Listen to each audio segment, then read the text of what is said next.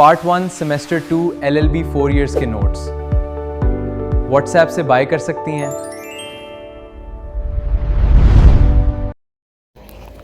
Welcome to A levels academy Islamabad. आज की video में हम कत्ल का चैप्टर पढ़ेंगे।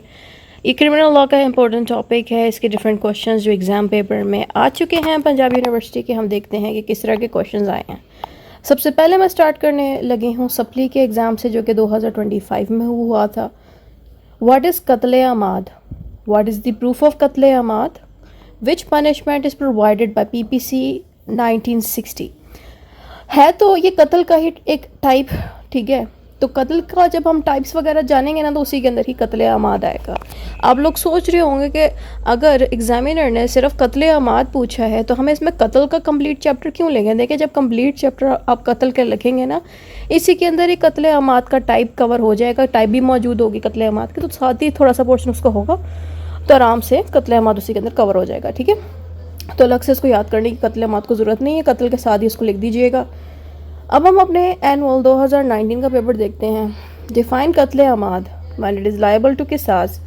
Discuss the circumstances when the किसास फॉर कत्ल आमाद shall not be imposed and enforced. इस लाइन में ये लिखा है कि कत्ल आमाद जो है वो क्या है, उसको डिफ़ाइन करें। और साथ में आपसे पूछ रहे हैं, जो इंसान कत्ल कर लेता है क्या उस बंदे को किसास के अकॉर्डिंग सज़ा मिलेगी? किसास के बारे में ज़ाहिर है आपको दूसरी वीडियो में बताया जाएगा, तो किसास की वीडियो लिंक यहाँ पे लिखा आ रहा है, इसको क्लिक करेंगे तो किसास की वीडियो प्ले होना शुरू हो जाएगी। फिर आपसे वो ये कह रहे हैं, डिस्कस द सर्कमस्टांसेस व्हेन किसास फॉर कत्ल आमाद shall not be imposed and enforced.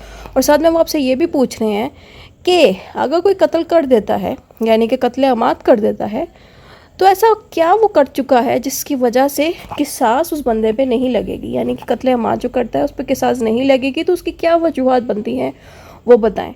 अब हम अपना दूसरा सवाल देखते हैं 2020 का। What is the right of किसास इन कत्ल आमाद? आपसे पूछ रहे हैं कि किसास जो है कत्ल आमाद करते वक्त कब आप लगा सकते हो एक बंदे पे।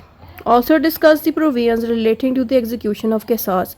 और साथ में वो पूछ रहे हैं कि किसास कैसे अप्लाई किया जाएगा जो इंसान कत्ल आमाद करता है। एक्सप्लेन कत्ल कमिटेड अंडर दी इखराए ताम एंड इखराए नाकिस। अब ये भी कत्ल की ज़ाहिर डिफरेंट किस्म की टाइप्स हैं, कत्ल की कैटेगरीज हैं, इसके बारे में वो आपसे पूछ रहे हैं कि बताएं। ये 2020 के पेपर में आया है सवाल। फिर आया है डिफाइन कत्ल आमाद when it is liable to किसास। डिस्कस द सर्कमस्टांसेस व्हेन किसास फॉर कत्ल and shall not be imposed and enforced. यहाँ पे ये पूछ रहे हैं कि कत्ल आमाद के बारे में बताएं कि ये होता क्या और किसास कब जो है ऐसे पर्सन पे लगती है। ये सेम ऑलरेडी हम पढ़ चुके हैं, दोबारा से ही सवाल रिपीट हो रहा है। और फिर वो दोबारा वही सेम चीज़ पूछ रहे हैं कि कौन सी सिचुएशन पे जब कत्ल आमाद हो जाए तो किसास वहाँ पे अप्लाई नहीं होगा। वही चीज़ जो ऑलरेडी हमने थोड़ी देर पहले एक पेपर में पढ़ी, वो दोबारा से 2021 के पेपर में भी बात डिस्कस हो रही है। अब हम इसके इंट्रोडक्शन से स्टार्टिंग लेते हैं। इंट्रोडक्शन। कत्ल means causing the death of a human being. कत्ल का मतलब है, ज़ाहिर है कत्ल को इंग्लिश में मर्डर कहते हैं, इसको कहते हैं किसी इंसान की जान ले लेना। इट मे बी लॉफुल और अनलॉफुल। अब यहाँ पे लॉफुल एंड अनलॉफुल का मतलब जाने। लॉफुल का मतलब ये है कि अब अपनी जान बचाने के लिए अगर आपके ज़रिए किसी का गलती से कत्ल हो जाता है, जैसे कि आपके घर में कोई चोर घुस जाते हैं और वो चोर ख़तरनाक हैं, आप उन चोरों को भगाने के लिए घर के अंदर ही फायरिंग करते हैं, लेकिन गलती से एक गोली उस चोर को लग जाती है, तो वहाँ अब अपनी जान बचाने के लिए आपने फायरिंग की। आपने जान के तो नहीं मारने की कोशिश की, बट अपने आप ही ज़ाहिर गोली लग गई, वो बंदा मर गया जो चोर है। तो ये हो गया सेल्फ डिफेंस। यहाँ पे आपके किए हुए कत्ल को जो है क्राइम, उस पर उसकी क्राइम की सज़ा आपको नहीं मिलेगी, क्योंकि यहाँ पे आप जान के कुछ गलत एक्शन नहीं करे, गलती से आपके ज़रिए कोई मर जाए, क्योंकि आपने अपने आप को बचाने की कोशिश की थी। अनलॉफुल का मतलब है कि पूरी प्लानिंग के साथ किसी इंसान की जान ली जाए, ठीक है, इसको कहते हैं अनलॉफुल किलिंग। तो अनलॉफुल कत्ल की ना सज़ा होती है, और अनलॉफुल कत्ल की सज़ा आपको PPC के सेक्शन में मिलेगी। फिर आता है हमारे पास रेलेवेंट लॉज। इसमें आता है सेक्शन 300 एंड 322। इन सेक्शंस के अंदर किसास और दियत के बारे में बताया गया है कि जो इंसान कत्ल करता है उसको किसास और दियत के अकॉर्डिंग सज़ा मिलेगी। इसके बारे में सेक्शन 300 और 300 से लेके 322 तक बताया गया है PPC के। अब आते हैं टाइप्स ऑफ कत्ल। सबसे पहले हम पढ़ेंगे कत्ले अमाद को, जिसको इंग्लिश में कहते हैं इंटेंशनल किलिंग, यानी कत्ले अमाद को कहते हैं कि आपने जानबूझ के किसी इंसान को कत्ल किया। इसके बारे में सेक्शन 300 में भी मिलेगा पीपीसी के। कत्ले अमाद इज इंटेंशनल किलिंग और act likely to cause death. कत्ले अमाद का मतलब है कि जानबूझ के किसी इंसान की जान लेना, यानी कि एक ऐसे एक्शन करना जिससे जान चली जाए और आपने जानबूझ के उसकी जान ली हो। मतलब सादी सी बात है, मैंने थोड़ा लंबा बता दिया। प्रूफ ऑफ कत्ले अमाद, प्रूफ क्या है कत्ले अमाद का? इसमें हमने बताना है कि इसमें जानबूझ के कत्ल किया गया है एक पर्सन को, इसीलिए कत्ले अमाद बहुत ही सीरियस हार्म है, यानी कि सीरियस किस्म का क्राइम है कि इसमें प्रॉपर प्लानिंग के साथ जानबूझ के किसी को जान से मारा जाए। नॉलेज दैट एक्ट में कॉज डेथ, कि आपको अच्छे से पता है कि जिस इंसान की हम जान ले रहे हैं वो बंदा मर जाएगा, इसलिए आपके पास नॉलेज है इस चीज़ का। कॉजेशन ऑफ डेथ, कॉजेशन का मतलब है कि कत्ले अमाद में क्लियरली वजह पता होती है, मतलब कॉज पता होता है कि क्यों डेथ हुई। अब एक क्रिमिनल जिसको मारने की कोशिश कर रहा है, तो क्रिमिनल के पास बहुत सी वजूहत हो सकती, बहुत सारे कॉजेज़ हो सकते हैं। या तो वो इसलिए कत्ल करना चाह रहा है क्योंकि वो उस बंदे से जेलस है, या तो वो इसलिए कत्ल करना चाह रहा है क्योंकि उसके घर में आके वो जेवरात चोरी करना चाह रहा है। तो कत्ल करने की वजूहत इन लोगों के पास होती है जो कि कत्ले अमाद कमिट करते हैं, यानी कि जो लोग कत्ले अमाद करते हैं उनके पास वजह भी होती है मारने की, और वो पूरी प्लानिंग के साथ कत्ल करते हैं, और उनके पास इल्म भी होता है इस चीज़ का कि वो कत्ल करने लगे हैं और क्या इसका नुकसान हो सकता है। ऐसे लोग जो कत्ले अमाद करते हैं इनको किसास के अकॉर्डिंग सज़ा मिलती है। अगर किसास नहीं मिलेगी सज़ा किसास की, तो फिर इनको पूरी ज़िंदगी की जेल होगी, या फिर इनको 25 साल की कम से कम तो जेल होगी। ठीक है, अब हम पढ़ने लगे हैं वन कत्ले अमाद इज़ लायबल टू किसास, कि कत्ले अमाद पे किसास की सज़ा कब लगती है? तब लगती है जब आपने मर्डर जानबूझ के किया हो, आपकी नीयत भी हो कि मैंने इस पर्सन की जान लेनी है। इंटेंशनल का मतलब है कि आपकी नीयत थी ये मर्डर करने की। व्हेन लीगल हायर्स डिमांड किसास, अब लीगल हायर्स कौन होते हैं? बेसिकली ये वारिस होते हैं उस बंदे के जिसके आपने, मतलब वारिस है उस बंदे के, ठीक है, चाहे वो जिस पर्सन को आपने मारा है वो फादर भी हो सकता है इन बच्चों का, या कोई भी।